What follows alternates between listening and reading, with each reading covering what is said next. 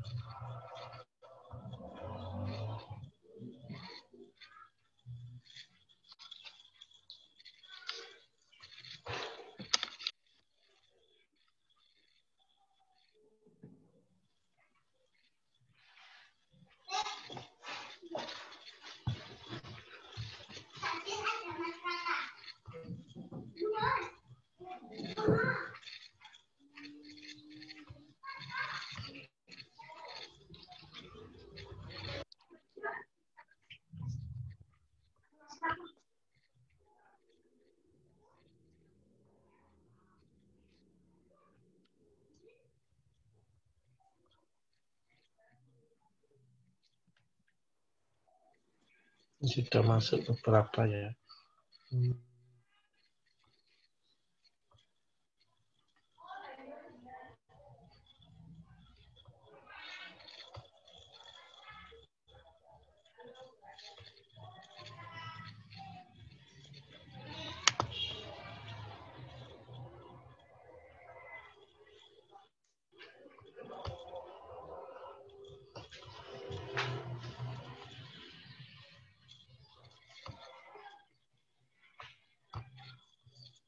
Saya ambil dulu filenya.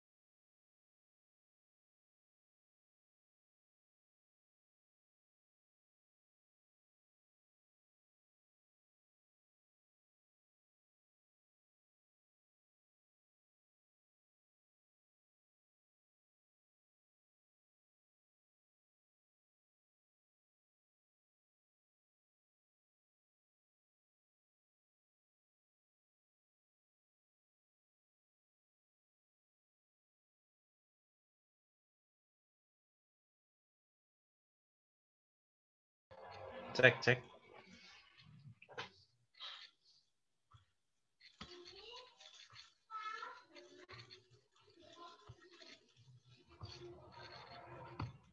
Dan ini masih ada teman-temannya yang saya admit dulu.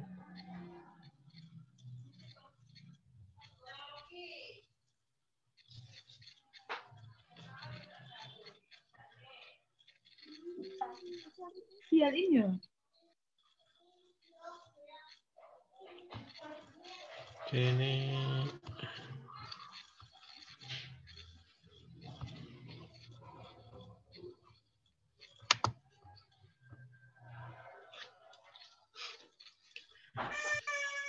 PPT saya udah kelihatan belum ya? Sudah, Pak. Sudah, Pak. Oh iya, dan saya besarkan. Ini sambil masih ada yang masuk-masuk ini.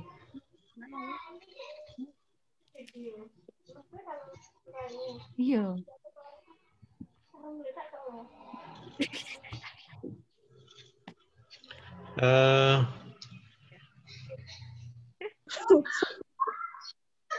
Andi ini saya jadikan co-host ya.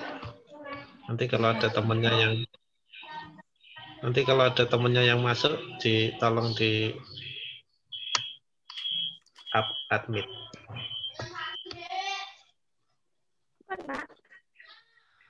Sama sekalian kalau ada temannya yang masih aktif, ininya speakernya tolong dimatikan nanti ya. Bisa.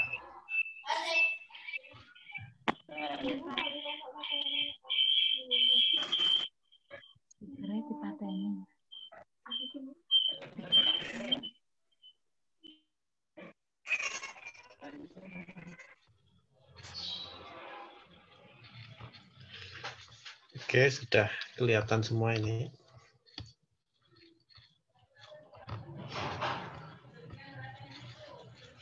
Sebentar saya share materinya. Saya slideshow dulu. Nah, terkait dengan IPB, ilmu pengetahuan bahan, ya kemarin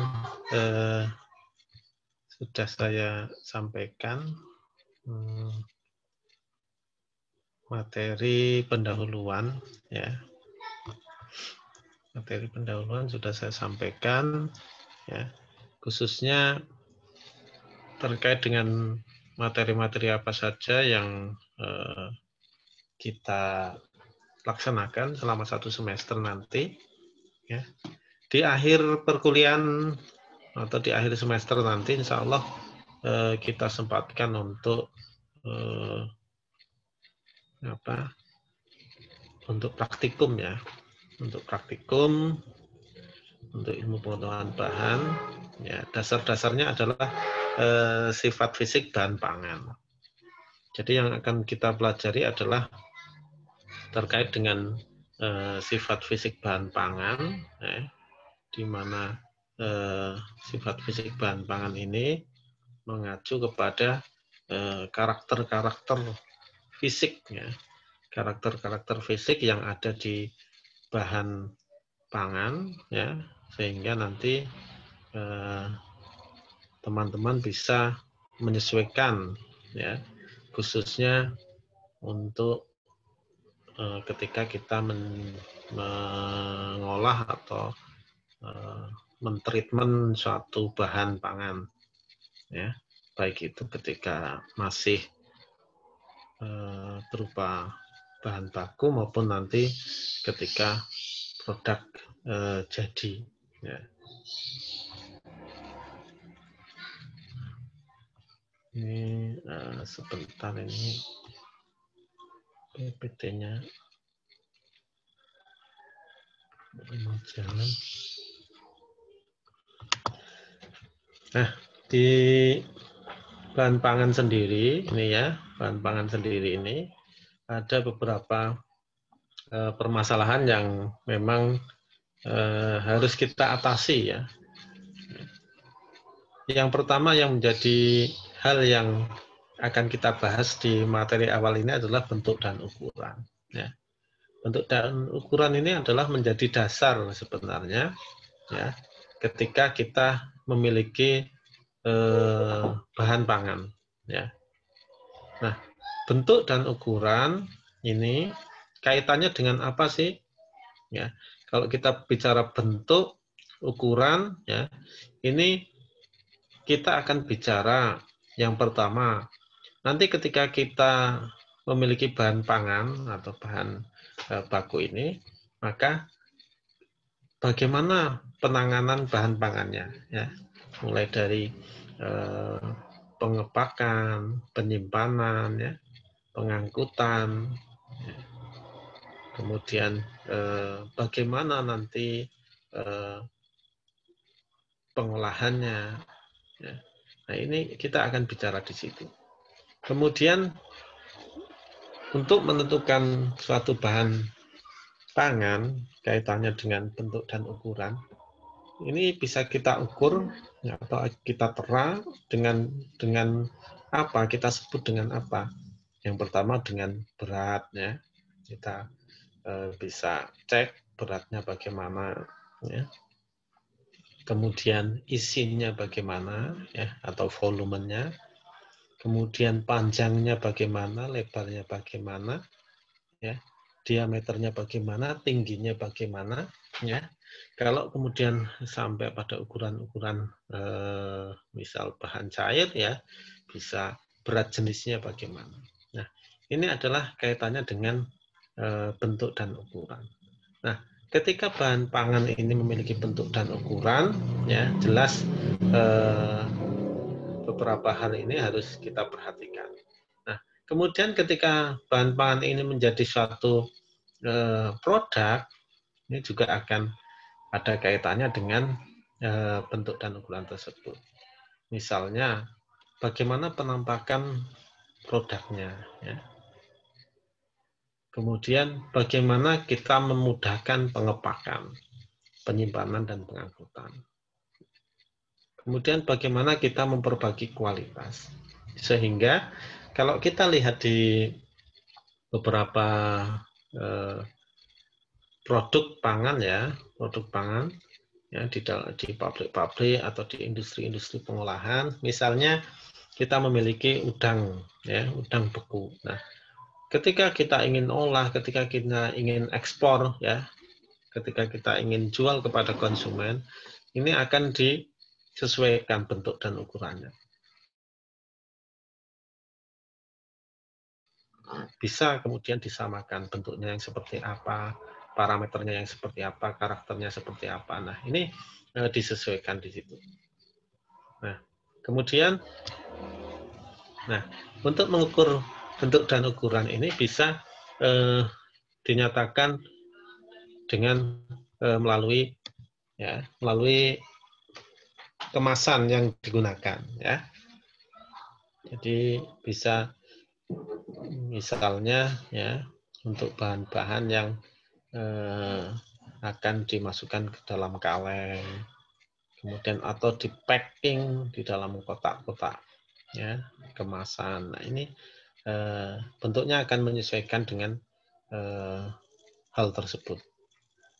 Kemudian untuk berat, ya, berat bahan ini, kalau kita bicara berat, kalau kita produk ini, kalau produk ada misalnya kaitannya dengan berat bersih, ya, atau berat kotor, ya. Nah, kalau kemudian di bahan baku juga ada berat total, berat rata-rata, ya, berat unit, ya. Misalnya kita memiliki kacang hijau, ya, atau kedelai. Nah, ini kita biasa menyatakan dalam apa? Tentu kita menyatakan dalam berat, ya. Berat kedelai berapa kilogram, ya. Berat mungkin kacang berapa kilogram, ya. Nah, ini tentu dinyatakan dalam berat, ya. Jarang yang dinyatakan dalam biji, ya. Kalau kita beli kedelai sekian biji, tidak mungkin untuk disampaikan dalam berat unit. Tapi ada beberapa yang memang bisa disampaikan dalam berat unit. Nah, kemudian pengukuran isi, ya. Isi ini adalah bisa disebut sebagai volume, ya. Volume. Nah, isi kaitannya adalah besar ruangan, ya, atau dimensi yang diperlukan oleh bahan tersebut. Ya. Dimensi berarti kita bicara panjang, lebar, kemudian tinggi. Nah, ini adalah dimensi. Ya. Jadi ini. Nah, kalau di ya, packing, ya, kemudian mungkin bahan-bahan cair, ini juga banyak yang bicara di masalah volume, ya, atau isi. Nah, kemudian di dalam peneraan bahan-bahan yang tidak teratur, ya, maupun bentuk yang tidak teratur, ini bisa dilakukan dengan melakukan peneraan estimasi. Ya. Teman-teman mungkin sudah pernah tahu, ya, sudah pernah kita belajar di fisika. Jadi saling terkait ya antara fisika dan sifat fisik bahan pangan. Ya, bagaimana kemudian cara menerangnya, cara menghitungnya. Nah, ini misal kita punya satu bahan, ya, satu bahan bisa kita yang tidak teratur, ya. Kalau yang teratur ini gampang saja. Kalau yang teratur bisa kita gunakan mistar penggaris, ya. Kita ukur, ya, panjangnya berapa, lebarnya berapa, ya. Kemudian tingginya berapa, kita bisa tentukan volumenya. Nah, untuk bahan-bahan yang tidak teratur kita bisa lakukan dengan cara, ya, memasukkan ke dalam wadah atau misal gelas ukur yang berisi air, ya. Nah, kalau kita mengacu pada hukum Archimedes, ya, Archimedes ini adalah ketika bahan kita masukkan ke dalam bahan cair ini, maka pertambahan volume dari air ini merupakan sama dengan volume yang ada dari bahan tersebut, ya. Jadi selisihnya, ya. Misal kita ini adalah cairan, ya. Kita masukkan akan tumpah ini sebanyak berapa mililiter. Nah, ini adalah volume yang ada di dalam bahan tersebut. Nah, ini bisa kita ukur terang. Nah, teman-teman semuanya, ini teman-teman sudah semester 5, ya. Jadi kita bicara pada aplikasi nanti, ya, ketika kita melakukan riset atau penelitian, ya, sifat-sifat fisik bahan pangan ini sangat banyak kita temukan ataupun mungkin menjadi bagian dari penelitian kita yang perlu kita kaji. Nah, sehingga peluang-peluang untuk penelitian ini sangat memungkinkan. Jadi tidak mesti harus menghitung secara kimiawi, tetapi sifat fisik ini juga bisa kita hitung. Ini contohnya, ya. Kita mengidentifikasi misalnya ukuran-ukuran, ya, dari bahan pangan. Nah, ini kita celupkan misalnya. Nah, kita celupkan maka akan tumpah, ya, sebanyak volumenya sama dengan yang ada di situ, ya. Nah, kemudian ada juga isi relatif, ya. Nah, isi relatif adalah besaran ruang minimum, ya, besar ruang minimum yang harus disediakan untuk bahan tersebut, ya. Besar minimum, ya, ruangan yang harus ditambahkan atau disediakan pada isi dari suatu bahan supaya bahan tersebut menempati ruang, ya. Misalnya kita memiliki ini, ya, memiliki bahan yang tidak teratur ini, ya. Ada yang agak nonjol, kemudian ada yang sedikit kripis ke sini, ya. Nah, ini kalau kita tempatkan ruang, ya, ruang kotak ini, ya. Ini gambar sebelah, ruang kotak ini tempatkan di ruang kotak, maka akan ada space-space yang kosong, tidak tertempati oleh bahan tersebut. Nah, selisih isi ruang dengan isi absolut bahan ini adalah sebagai isi relatif, ya, atau jumlah minimum yang harus ditambahkan. Nah, ini Ya, ini adalah isi relatif. Nah, kalau semakin semakin bahannya ini tidak beraturan, ya, isi relatif ini bisa akan lebih luas lagi, akan lebar lagi, ya, akan tinggi lagi, besar lagi, ya, isi relatifnya. Ya. Nah, ketika kita menyatakan di isi relatif ini, kalau berbeda bahan, ya, misal kita memiliki biji-bijian, ya, kita masukkan biji-bijian di sini, ya, ini bisa full, ya, bisa full, ya, dengan penuh dengan biji-bijian. Nah, sehingga isi relatifnya ini bisa berkurang, ya. Kemudian kalau kita masukkan yang bahan besar-besar ini, misalnya, ya, kita contohkan ini ada tomat, ya.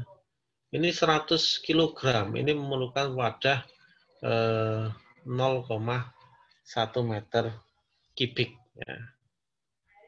0,1 meter kubik, volume kan kubik, ya. Kemudian apel ini memerlukan untuk apel 100 kg ini memerlukan wadah 0,16 meter kubik. Sehingga mana yang lebih besar, ya, isi relatifnya yang paling besar. Nah, ini yang memerlukan lebih besar wadah ini adalah apel, ya, 0,16, padahal beratnya sama, ya, 100 kg 100 kg. Nah,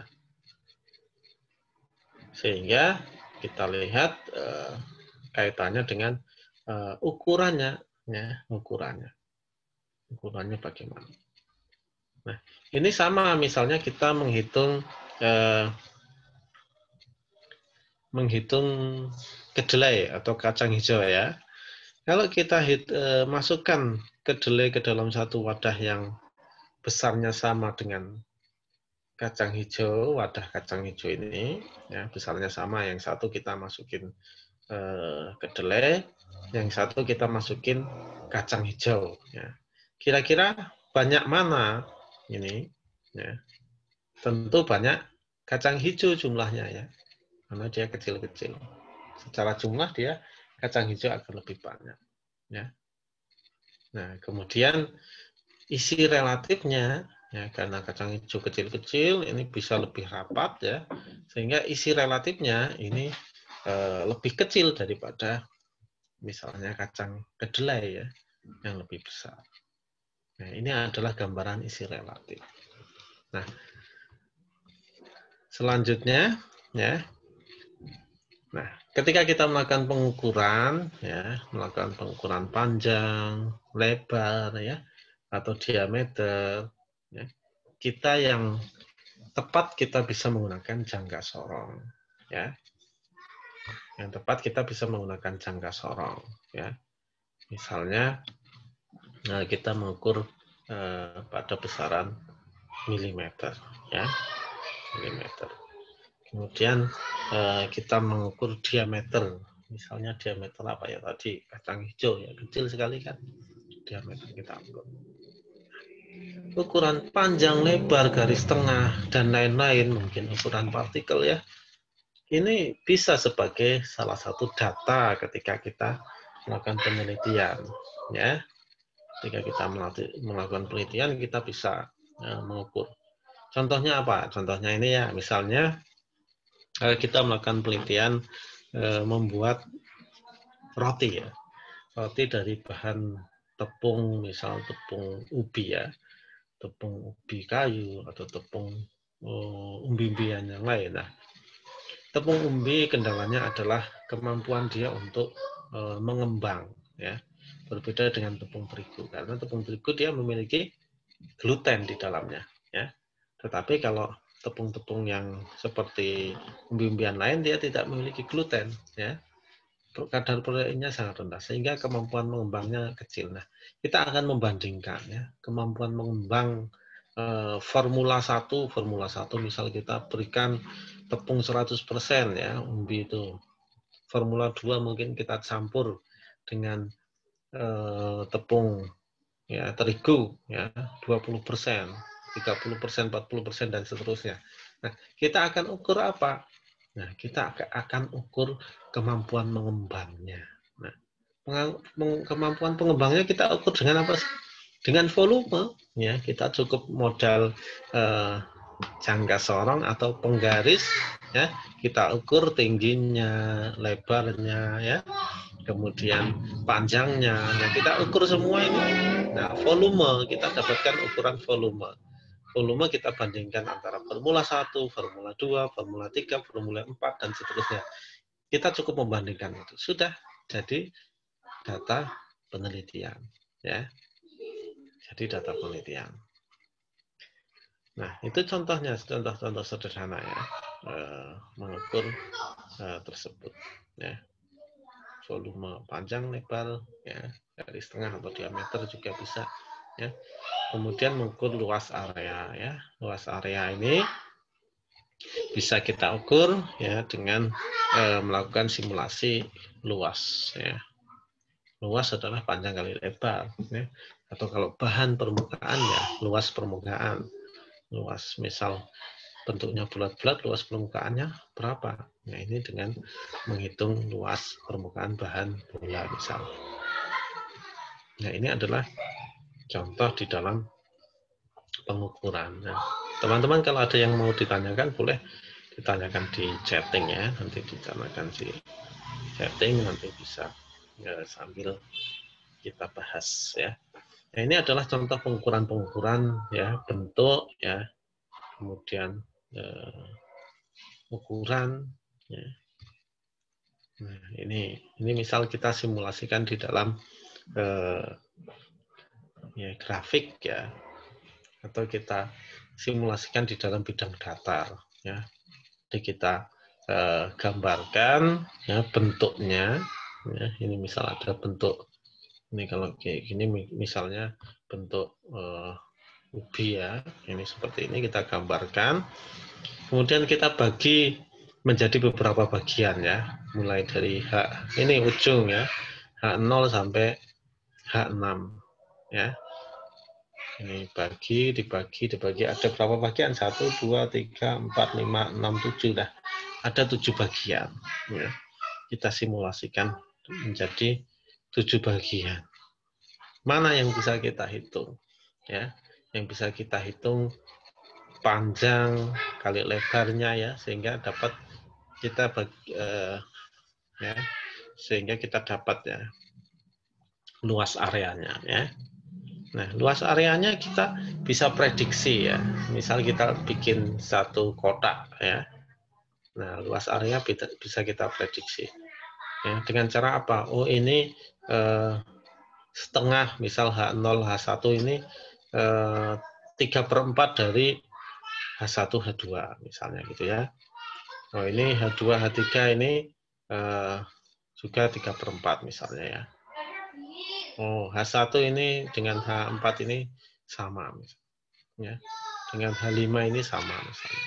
Nah, ini adalah contohnya untuk benda yang tidak teratur bisa kita simulasikan di dalam bidang datar ya. Kita bagi sama rata dari segmen-segmen bahan tersebut. Nah, ini dilakukan pengukuran kurvatur ya. Ini dengan ini agak rumit memang ya, kalau bahan-bahan tidak teratur kita simulasikan di dalam grafik ya. Dalam grafik ya. Nah, ini kita hitung dulu ya, misal kita membuat simulasi seperti segitiga ya, dia memiliki sudut ya, sudut alfa. Nah, kemudian berapa panjangnya garis tengahnya ya, kemudian simulasi segitiga ini ya, sehingga kita tahu bentuknya seperti apa ya. Kita simulasikan di dalam bidang datar menggunakan grafik. Ini adalah bentuk ya. Nah, ini fungsinya apa sih? Ya, sebenarnya fungsinya untuk Ya, ketika kita melakukan analisis ya, analisis bentuk dan ukuran. Kalau misalnya kita melakukan penelitian atau mengumpulkan data, sebenarnya keseragamannya seperti apa. Misal kita punya produk-produk pangannya, keseragamannya seperti apa. Kita lihat, kita amati yang seragam ya, kita pilih ya, berapa persen yang seragam, berapa yang tidak seragam ya. Ini bisa juga kita lakukan pengukuran seperti ini ya, sehingga bentuknya bisa kita simulasikan di dalam grafik. Nah, ini contoh kalau kita menghitung tadi ya, isi relatif ya, kita bisa, satu proses ini bisa kita melihat ya. Yang pertama adalah isi relatif per gram ya. Jadi setiap gram dari bahan itu memiliki volume berapa ya. Misalnya biji kacang ini ya, kacang merah ini, setiap gram ini memiliki volume berapa. Kemudian jagung ini memiliki volume berapa ya. Caranya adalah kita siapkan wadah ya. Kita siapkan wadah, misal loyang ya, kemudian kaleng. Nah, ini kira-kira yang cocok mana, nanti wadahnya akan ketahuan. Kalau isi relatifnya lebih besar ya, maka ini wadahnya kurang sesuai, kurang pas ya. Kalau isi relatifnya lebih besar. Kemudian kalau isi relatifnya lebih besar, ya, ini bentuknya ya dan ukurannya dari bahan itu biasanya lebih besar, ya, lebih besar. Ya, jadi isi relatif bisa dinyatakan per gram ya, per gram bahan per volume berapa, ya, per butir volumenya berapa. Ya, ini bisa dilihat ya. Pertama kita siapkan tadi ya bahan, misal loyang, lalu kita ukur ya volumenya berapa ya, panjang, lebar, tingginya berapa, lalu kita isi penuh dengan kacang, misal dengan kacang merah ya, kita isi penuh ya, penuh sampai benar-benar penuh ya loyangnya itu. Kemudian kita timbang kacang merahnya itu berapa gram ya. Lalu kita hitung jumlah butir kacang merahnya. Ya. Sehingga kita akan memperoleh apa? Memperoleh ya, kalau per gram berarti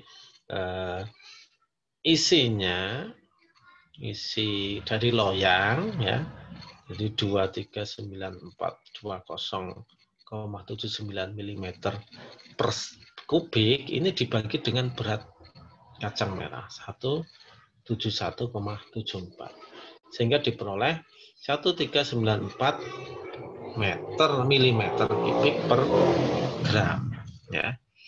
Begitu dengan butir ya, butir, jadi volume dari wadahnya dibagi dengan jumlah butir yang sudah kita hitung.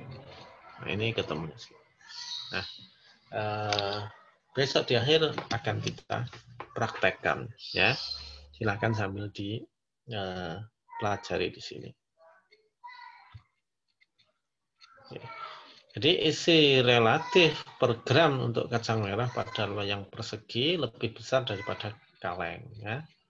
Jadi kacang merah ini ya, isi per gramnya lebih besar daripada dengan kaleng ya. Isi relatif per gram pada jagung pada loyang persegi lebih besar daripada kaleng ya. Sehingga penempatan kacang merah dan jagung pada loyang persegi ini tidak disarankan ya, lebih disarankan pada kaleng. Karena apa tadi? Karena isi relatifnya lebih besar ya di loyang ya. Artinya space kosongnya lebih banyak. Nah, ini contohnya bagaimana kita menentukan tempat atau wadah yang sesuai dengan kondisi bahan. Ya. Sehingga kalau teman-teman semua mungkin pernah lihat atau di televisi ya, di beberapa negara, khususnya Jepang ini, mengembangkan semangka dengan semangka kotak ya, dengan bentuk yang kotak. Nah, ini akan apa? Akan lebih meringkas wadah atau tempat atau untuk pengangkutan ya. Kita masukkan box malah bisa ya.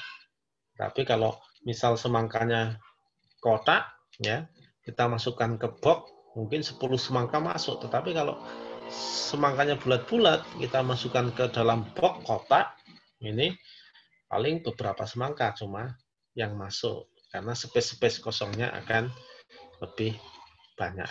Nah, ini contohnya ya, di dalam pemilihan wadah terkait dengan besar dan ukuran.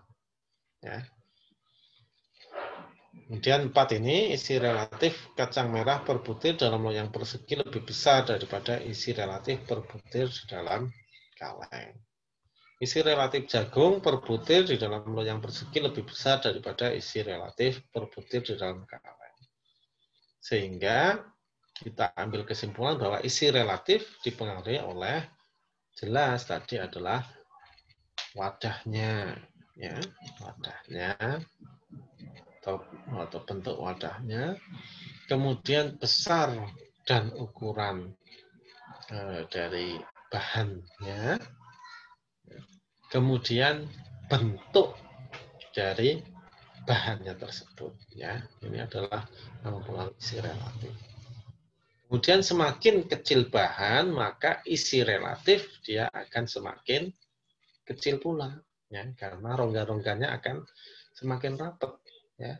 Misal kita isi bubuk atau serbuk ya, ini juga akan semakin rapat daripada kita isi biji-bijian. Rongga-rongganya masih banyak. Ya. Kemudian untuk menjaga bahan agar tetap berkualitas, ya, maka ya, harus disesuaikan ya jenis wadah dengan atau bentuk wadahnya dengan bahannya. Ya. Karena kalau isi relatifnya rongganya besar, ya kemungkinan akan banyak ruang kosong, kemudian tidak efektif, kemudian bahannya juga bisa saling berbenturan, ya. Sehingga kalau beberapa kita menyimpan buah di dalam box atau mengangkut buah menggunakan box kontainer, ya kita isi rongga-rongganya dengan apa? Kita isi rongga-rongganya dengan dengan mungkin dami ya atau kertas. Nah, ini beberapa hal ya. Oke. Oke, mungkin ada yang ditanyakan teman-teman semuanya.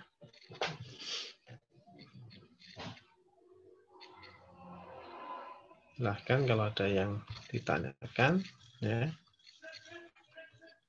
Atau di chatting ada yang bertanya atau enggak ini ya.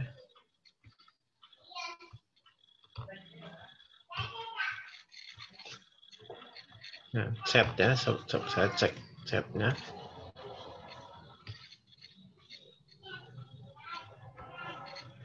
Oke, gimana? Ada yang